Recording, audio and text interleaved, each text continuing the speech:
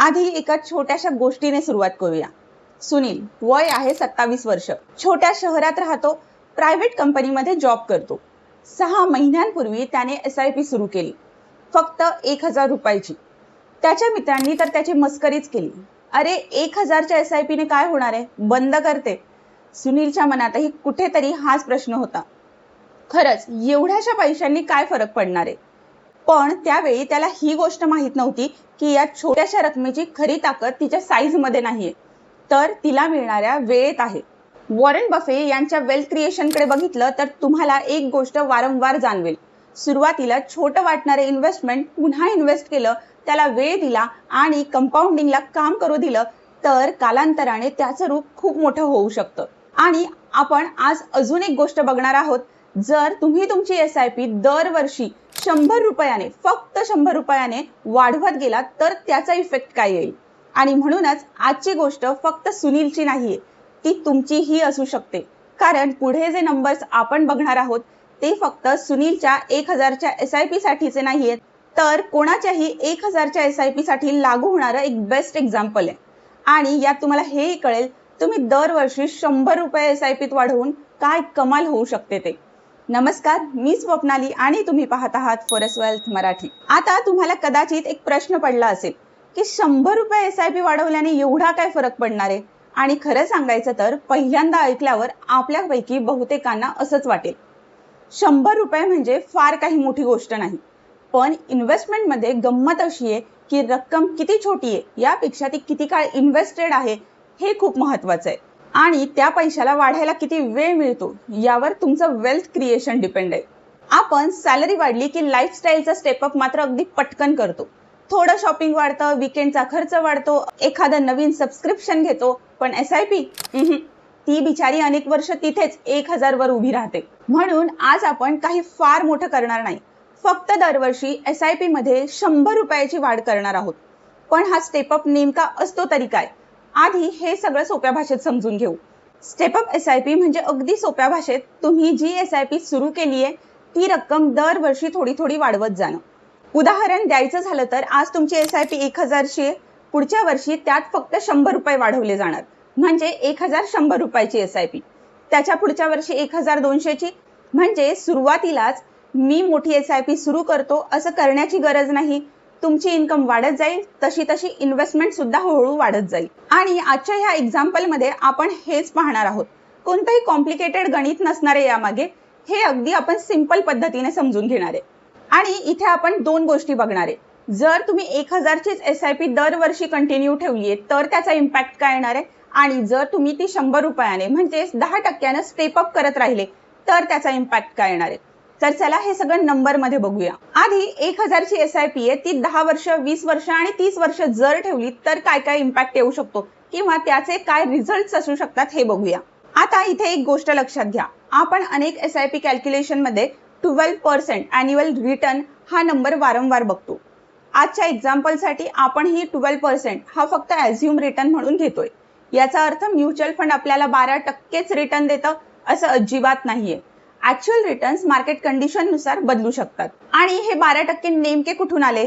Mutual fund calculation मध्ये हा number एवढा कॉमन का असतो यावर मी एक स्वतंत्र व्हिडिओ नक्की घेऊन येणार आहे, पण आज आपण ह्या कॅल्क्युलेशन साठी 12% हे लक्षात घेऊया। आता 1000ची SIP 10 वर्ष चालू ठेवली तर तुमची टोटल इन्व्हेस्टमेंट होते 1,20,000, बरोबर?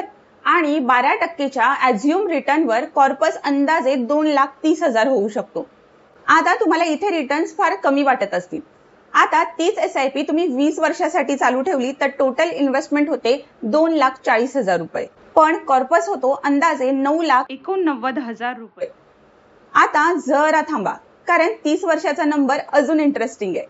30 वर्षात टोटल इन्व्हेस्टमेंट होते 3,60,000 रुपये, पण त्याच 1000च्या SIPचा कॉर्पस अंदाजे होतो 34,95,000, म्हणजे 10 वर्षात साधारण 2,30,000, 20 वर्षात 10 लाख आणि 30 वर्षात जवळपास 35 लाख। आता इथे एक गोष्ट तुम्हाला खूप नीट समजली असेल, कंपाऊंडिंगची ताकद फक्त किती पैसे इन्व्हेस्ट करता यात नाहीये, त्या पैशांना किती वेळ देता यातही आहे।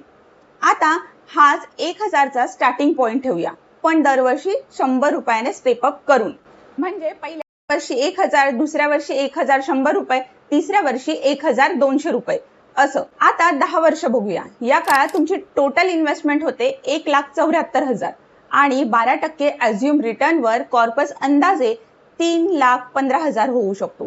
आता हीच सवय तुम्ही 20 वर्ष चालू ठेवली तर टोटल इन्व्हेस्टमेंट होते 4,68,000 आणि कॉर्पस होतो अंदाजे 15,85,000. पण आता खरी टाइम आणि कंपाऊंडिंगची मजा 30 वर्षांनी दिसते.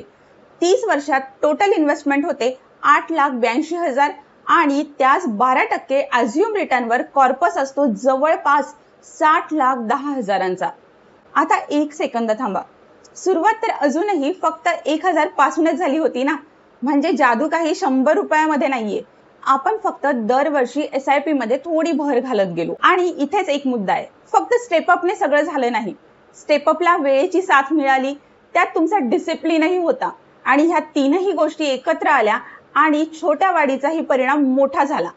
म्हणून 100 रुपयाकडे बघून अरे एवढ्याने काय होणार आहे असं म्हणण्यापेक्षा हे 100 रुपये किती वर्ष तुमच्यासाठी काम करणार आहे ते बघा. आता मी तुमच्या समोर एक चार्ट मांडते. तो एकदा नीट बघा. हवं असेल तर व्हिडिओ पॉज करा आणि रेग्युलर 1,000 ची SIP आणि दरवर्षी 100 रुपयाने स्टेपअप केल्यावर होणारा इम्पॅक्ट हे सगळं तुम्हाला नीट दिसेल. आता यामध्ये मला एक गोष्ट खास करून सांगायची आहे की 100 रुपये हा खर्च आपण रोजच्या आयुष्यात खूप सहजपणे करतो. एखादा ऑनलाईन ऑर्डरची एक्स्ट्रा फीस देतो, बाहेर जाऊन कॉफी घेतली, अचानक छोटेसे खर्च करतो. पण असे 100 रुपये आपल्याकडून महिन्यातून कितीतरी वेळा निघून जातात. मग दरवर्षी SIP मध्ये अशी छोटीशी वाढ करणं फार मोठं काम आहे का? मला तरी असं वाटत नाहीये. पण आता प्रश्न 100 रुपयांचा नाहीये. प्रश्न आहे आपण ते 100 रुपये आपल्या फ्युचरसाठी ठेवतोय का, की ते कुठे गेले हे नंतर आठवतच नाही. आणि इथेच एक महत्वाची गोष्ट आहे. फक्त SIP सुरू केली, दर महिन्याला 1,000 रुपये टाकले आणि आपलं फ्युचर सिक्युअर झालं असं अजिबात नाहीये. तुम्ही पैसे कशासाठी जमा करत आहात हे आधी क्लिअर असायला हवं. तुमच्या मुलाच्या एज्युकेशनसाठी, तुमच्या रिटायरमेंट प्लॅनिंगचा भाग आहे का, तुमच्या घरासाठी, एखाद्या मोठ्या फ्युचर गोलसाठी? कारण गोल क्लिअर नसेल तर इन्व्हेस्टमेंटची डिरेक्शन क्लिअर राहत नाही. मी माझ्या क्लायंट्समध्ये बऱ्याचदा पाहते की अनेक जण फक्त SIP सुरू करायची म्हणून SIP सुरू करतात. पण किती पैसे हवेत, कधी हवेत, त्या गोलसाठी किती इन्व्हेस्ट करायला हवं याचं प्लॅनिंग त्यांना बिलकुल माहीत नसतं. माझ्या मते SIP ही फक्त एक इन्व्हेस्टमेंट ऍक्टिव्हिटी नाहीये. ती तुमच्या फायनान्शियल गोलचा एक महत्वाचा भाग आहे. आणि हो, आज आपण 12% रिटर्नची इलस्ट्रेटिव्ह कॅल्क्युलेशन केली आहे. ऍक्च्युअल रिटर्न ठरलेले नसतात. फ्युचर प्लॅनिंग करताना इन्फ्लेशनचा सुद्धा विचार करावा लागतो. म्हणजे तुमचे पैसे फक्त वाढले पाहिजेत असं नाही, ते फ्युचरमध्ये वाढणाऱ्या खर्चाला तोंड देण्या इतके वाढायला हवेत. कारण फ्युचर प्लॅनिंग म्हणजे असं नाही की काहीतरी होईल बघू पुढे असं म्हणून चालणार नाहीये. आज थोडं प्लॅनिंग केलं, इन्व्हेस्टमेंट नियमित ठेवले आणि इन्कम वाढल्यावर इन्व्हेस्टमेंटमध्येही योग्य स्टेपअप केला तर उद्या एखादं मोठं फायनान्शियल गोल समोर आलं तेव्हा सगळा भार अचानक आपल्या डोक्यावर येत नाही. म्हणून आजचा व्हिडिओ हा मुद्दा फक्त 100 रुपयाचा स्टेपअप हा नाहीये. मुद्दा आहे छोट्या रकमेपासून सुरुवात करून वेळ, कंपाऊंडिंग आणि योग्य प्लॅनिंग यांच्या मदतीने फ्युचरसाठी पैसे तयार करणं. आता आठवा, आपण सुरुवातीला सुनीलची गोष्ट ऐकली होती. त्याला सुरुवातीला वाटलं होतं 1,000 च्या SIP ने काय होणार.